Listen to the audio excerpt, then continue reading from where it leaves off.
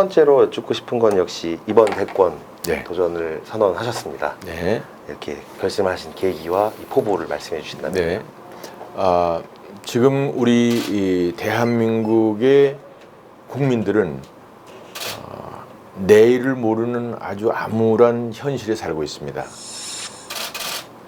경제적으로는 우리 문재인 대통령의 경제 실정과 코로나 이후에 주택은 천장 높은 줄 모르고 가격이 올라가고 있고 우리 2030들의 일자리는 다 없어지고 따라서 50% 이상의 무산층이 지금 생기게 되는 아주 절대절명의 위기에 처해 있습니다.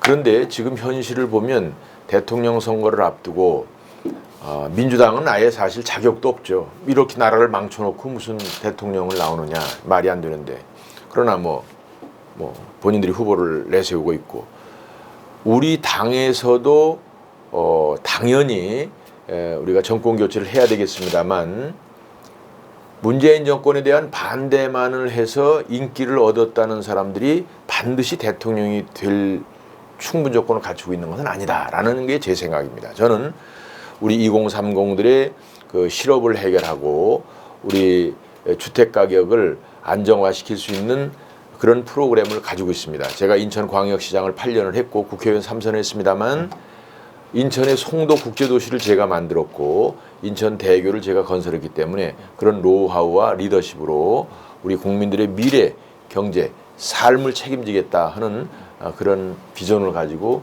대통령에 출마하게 됐습니다.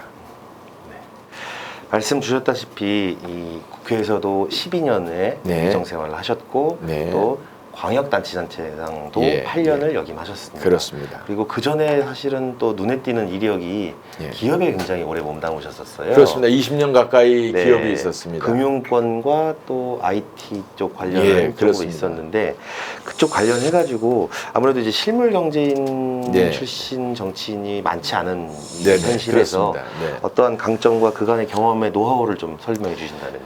아유 자세히 알고 계시네.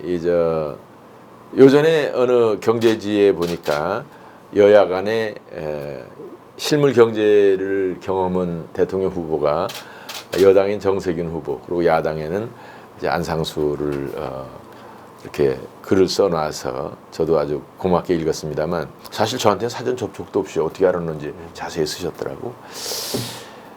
저는 그 70년대에는 그 당시에 벤처를 할 수 있는 무역 을 창업을 우리 동지들과 같이 했었고 회사가 한 4년 정도 하고 나서는 사실 실패했어요.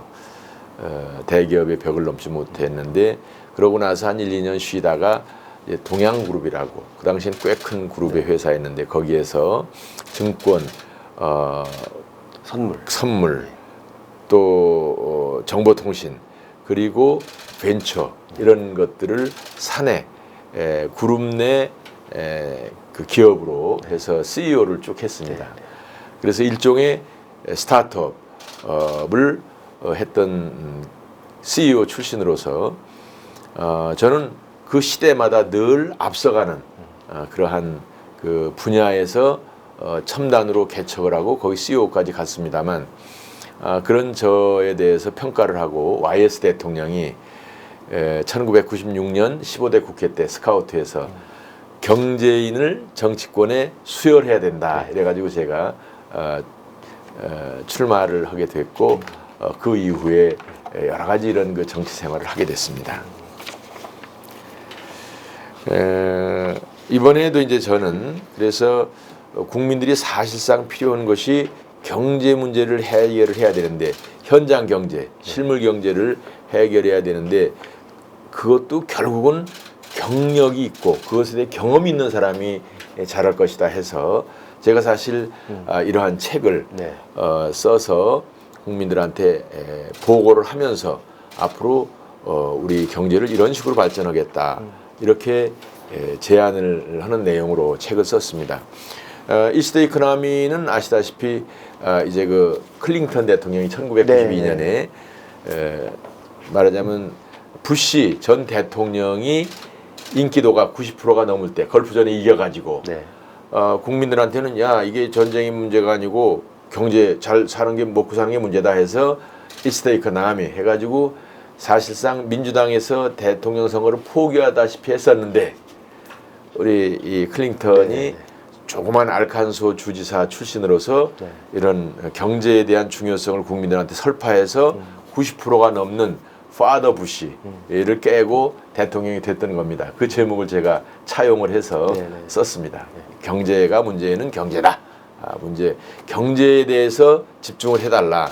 지금 여러 가지 말씀들이 많지만 결국은 먹고 사는 문제가 가장 중요하다는 취지를 했고 제가 실물 경제인으로서 현장을 잘 아니까 그리고 또 인천광역시장으로서 여러 가지 경력과 또 정치권의 이런 삼선 의원으로서도 역할을 했기 때문에 그런 점을 잘 평가해 주십사, 판단해 주십사 하고 이 책을 썼던 것입니다.